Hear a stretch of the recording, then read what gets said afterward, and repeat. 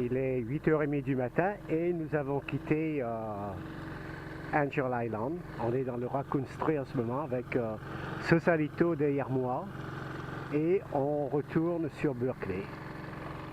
Il n'y a pas de vent, mais je crois qu'on sera obligé de presque tout faire au moteur. Allez, à plus. Bonne chose de faite. Je suis presque à la fin de traverser le chenal des gros bateaux qui vont sur Sacramento ou qui vont ici juste en face là au débarcadère de Chevron. C'est l'essence là, le gasoil, qu'on appelle ça, oil pour Chevron qui pour raffiner l'huile. Et là derrière, voilà, on est bien à côté de Angel Island et Raccoon Strait qu'on a terminé de passer. Et là, on se dirige droit. Il y a un peu de brouillard là sur Berkeley, on dirait. Enfin, là, je vais à peu près au pif, là, d'après ce que je me rappelle. Parce que mon GPS, comme je l'ai mis en marche ici dans un autre endroit, il faut qu'il essaye de retrouver encore les coordonnées où je suis. Ça va prendre un peu de temps, mais c'est pas grave, je suis pas pressé. Allez, ciao. Pas comment que ça va ressortir sur le film, mais là on a une belle vue de San Francisco et du Bay Bridge qui relie San Francisco à Treasure Island.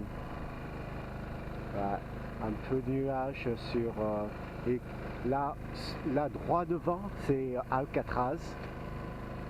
Voilà, Alcatraz et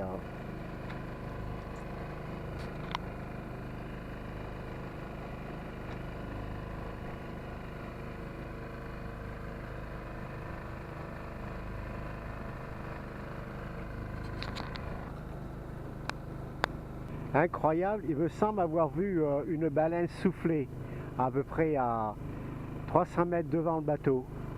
Ah ben ça alors, c'est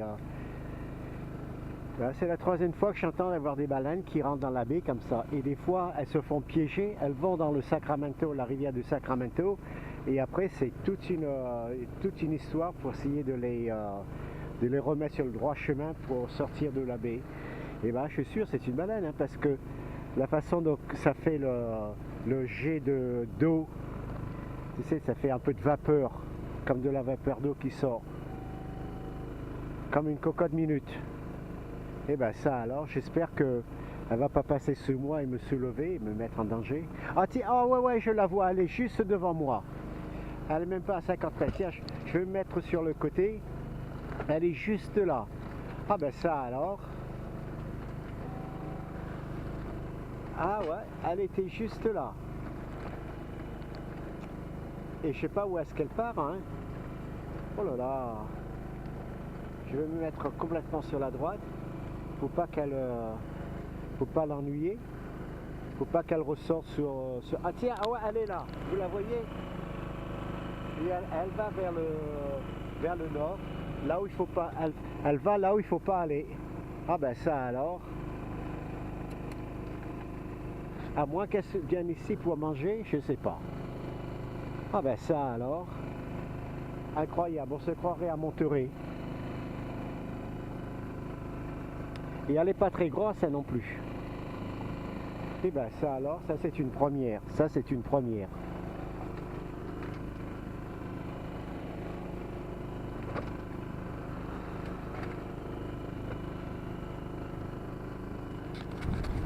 Et bien là on fait des pointes de 6 nœuds. Ah ouais, ça souffle bien là. Hein. Oh, c'est agréable. Hein. Le vent aux 3/4 à l'arrière. Parfait, parfait, parfait. Pas trop de vagues, parce que le courant, la marée vient de commencer simplement. Plus tard, il y aura sûrement des vagues qui seront plus grosses et plus rapprochées, mais pour l'instant c'est parfait. Ah ouais, oh là là. C'est une bonne voile là. Ça c'est pour montrer à Philippe l'installation du solar panel. Là je suis garé là. Okay, là. Ça c'est le premier qui reste ici sur le bateau en permanence. Et celui-ci c'est celui que je mets lorsque je suis au parking. Okay? Donc voilà le câble et je vais montrer à l'intérieur. Donc à l'intérieur, ça c'est l'entrée qui va au régulateur. Il faut mettre un régulateur. Comme ça ne va pas trop charger si la batterie, ça ne va pas overcharger la batterie. Et aussi lorsque la batterie, lorsque la charge est faite, le courant ne va pas remonter vers les panneaux. Donc il faut prendre un régulateur. Ce régulateur, c'est un régulateur chinois que j'aime bien d'ailleurs, pas très cher. Ça doit coûter à peu près 20 €.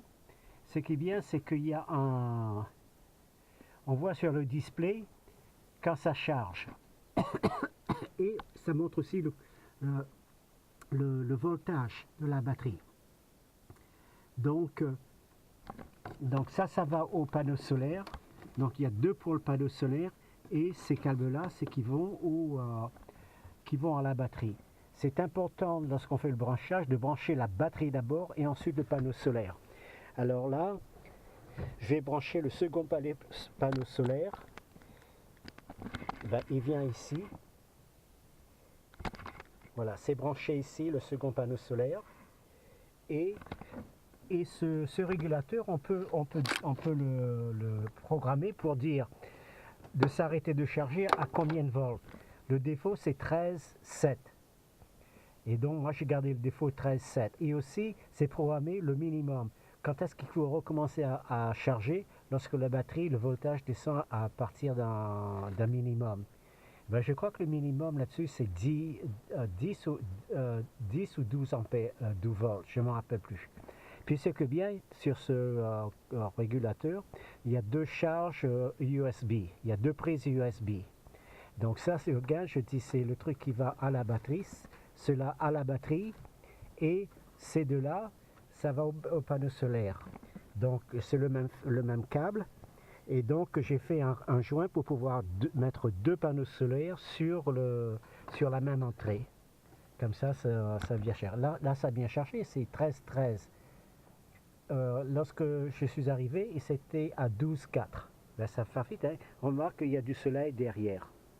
Et bien voilà pour le panneau solaire. Bon, ben moi c'était un bon week-end. Et bien là, je vais rincer le bateau et puis je vais m'en aller. Allez, ciao!